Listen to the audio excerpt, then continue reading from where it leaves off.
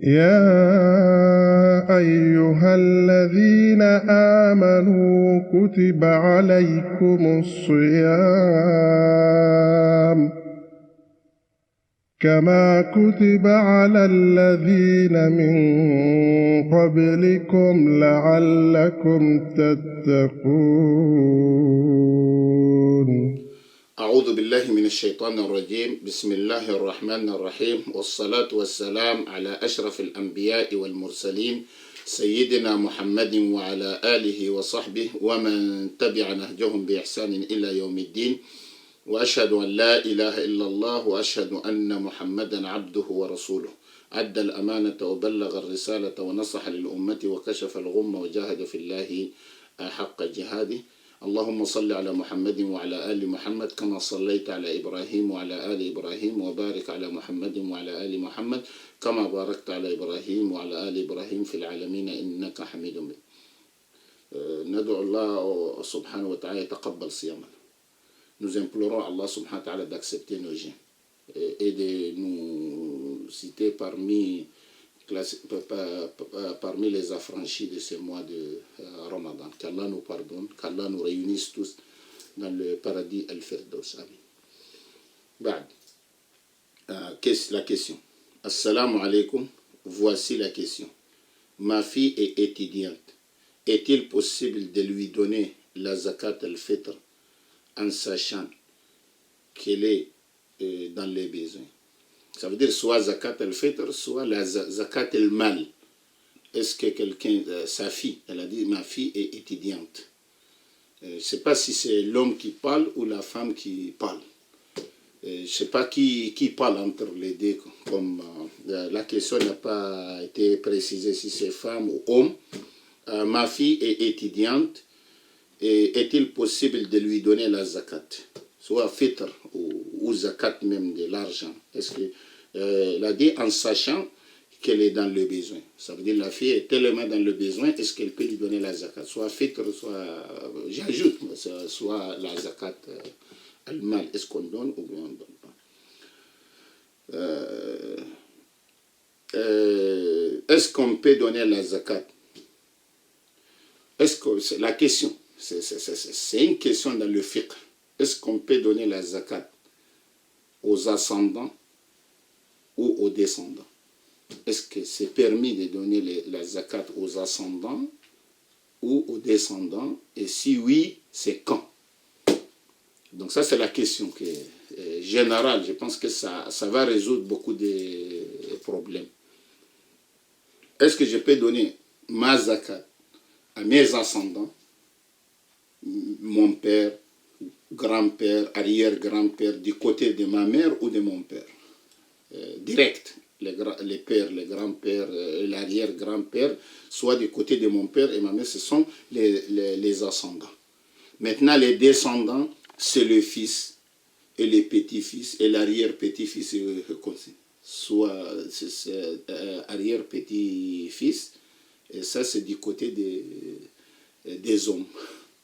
Ça, c'est du côté des hommes. Donc, est-ce que je peux donner la zakat, soit le fait au zakat el-mal, est-ce que je peux la donner à mes descendants, mon fils, mon petit-fils et arrière-petit-fils, etc., ou à mes ascendants? Est-ce que je peux donner à mon père, grand-père, arrière-grand-père, soit du côté de ma mère ou mon père? Est-ce que je peux le faire ou pas?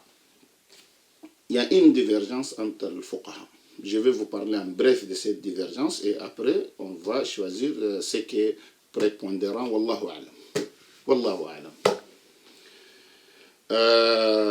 Les jurisconsultes dans l'islam, ils ont deux avis. Ce qui concerne donner la zakat, soit fitr, soit mal, donner la zakat aux ascendants ou aux descendants. Donc il y a deux avis.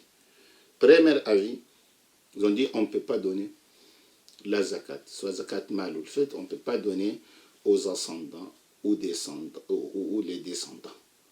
Donc ils ont dit on ne les donne pas. Donc pourquoi? Parce que s'ils sont riches, ils n'ont pas besoin. Et s'ils sont pauvres, les descendants et les ascendants, leurs dépenses quand ils sont pauvres, c'est obligatoire sur nous.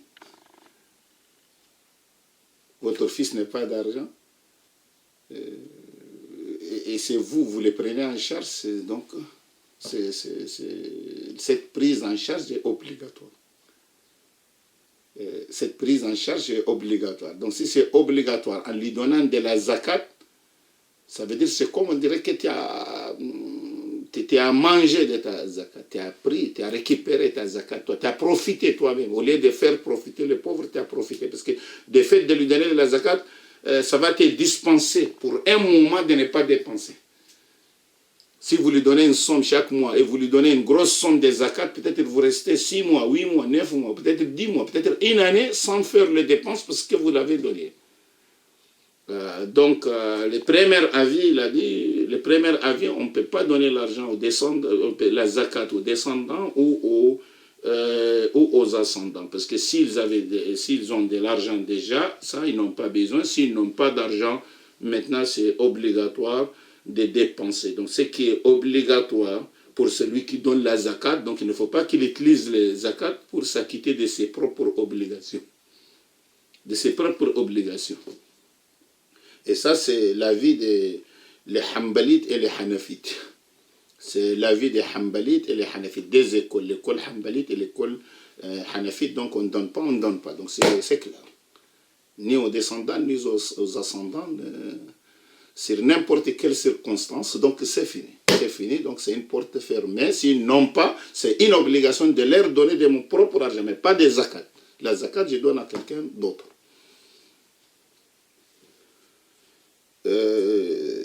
Deuxième avis, ils ont dit on peut leur donner la zakat si ils ne sont pas à notre charge, nous.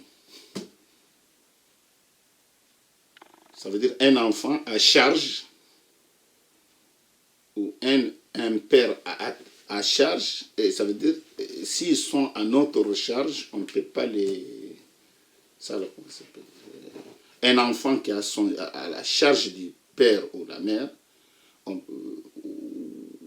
quand on dit à la charge du père, c'est normal, c'est le père. Donc c'est lui qui a ma charge. Je ne peux pas lui donner la zakat. Pourquoi? Parce que les dépenses, ça, comment ça s'appelle, obligatoire. Et l'enfant reste en charge de ses parents, surtout les pères, je parle du père, quand il est petit, jusqu'à sa puberté, et même s'il devient pubère, soit s'il commence à travailler, à gagner, ou il a la capacité maintenant à se débrouiller seul pour vivre.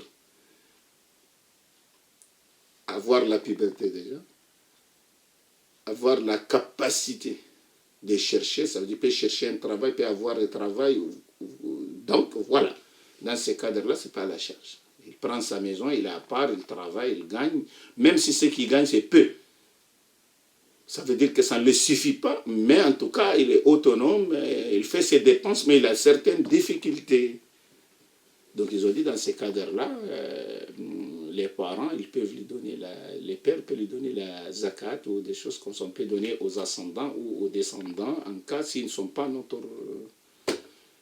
s'ils n'ont pas notre charge, et ils sont à part, voilà.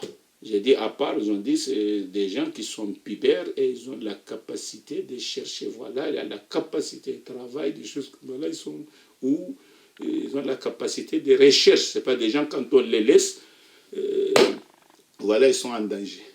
Donc ils ont dit que dans ces cas-là. Ça veut dire que maintenant, quand les enfants sont avec leurs parents à la maison, c'est les parents qui font tout, ils étudient, donc ça c'est à charge des parents. Mais quand ils prennent un appartement, ils sont à part, ils font leurs choses, c'est-à-dire qu'ils sont à part, pas avec les parents, dans ces cadres-là, ça veut dire que la dépense n'est pas obligatoire sur les... donc ils ont dit dans ces cadres-là, si les dépenses n'est pas obligatoire, on pourra leur donner la zakat, mais une fois que les dépenses sont obligatoires, on ne donne pas la zakat. Donc, c'est lui qui a posé la question, il faut voir, est-ce que la charge de sa fille, est-ce qu'une fille mariée, son mari n'a pas de difficultés, n'a pas de moyens, même si elle est étudiante, oui ou non. Donc ça c'est une question à répondre. Si c'est sur la charge de notre homme, donc c'est pas sa fille. C'est pas sa... c'est sa fille, mais c'est pas à sa charge. Donc il faut voir, mais si la fille à la charge de la personne, ça veut dire celui qui fait tout jusqu'à présent à sa charge, dans ce cadre-là, c'est à cette personne maintenant à ça, comment ça s'appelle, à donner. Si la fille a besoin, il donne de son propre argent, mais pas la zakat. Il ne donne pas la zakat. Si ce n'est pas sa charge, il donne la zakat.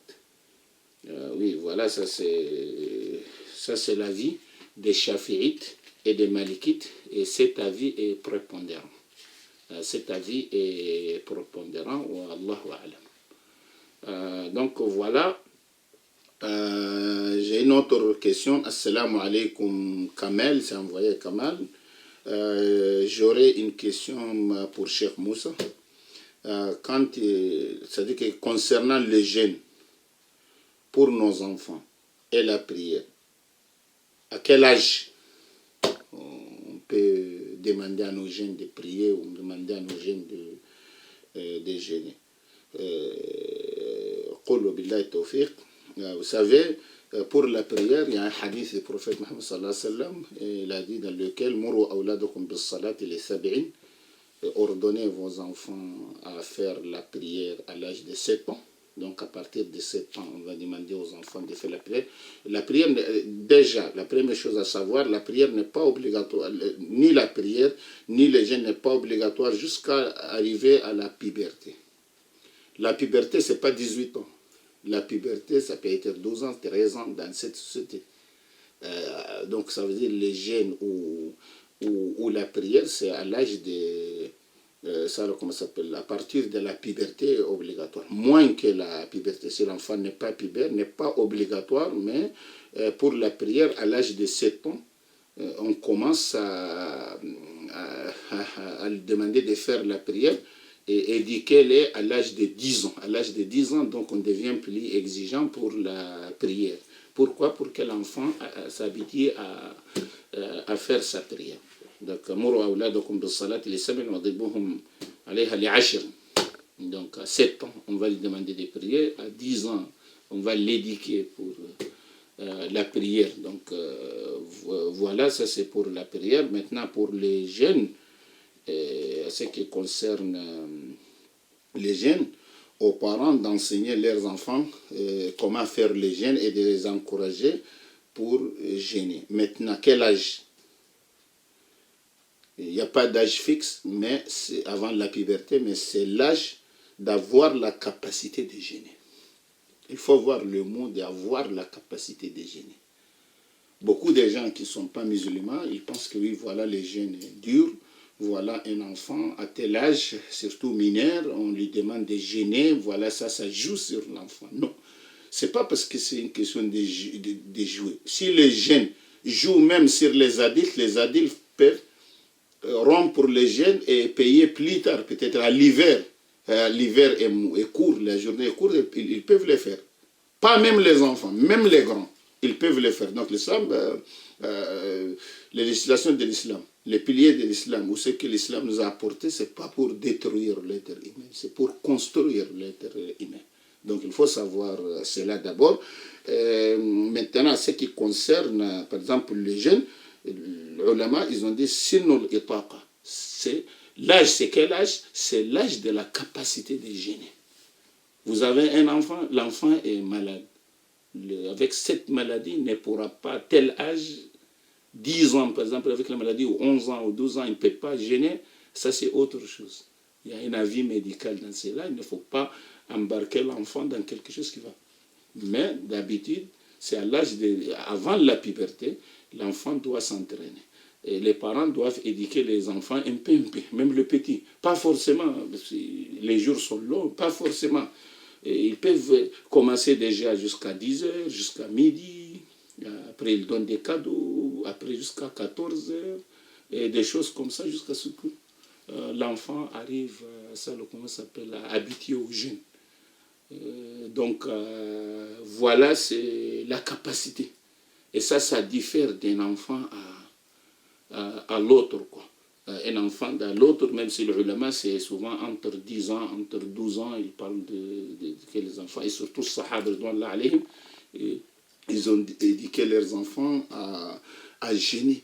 Mais oui, il faut tenir compte de la santé de l'enfant. Il faut tenir compte de la santé de l'enfant, de la capacité de l'enfant, et ça c'est très important pour cela. L'islam n'est pas venu pour détruire, mais c'est pour construire et éduquer. Wa billahi tawfiq.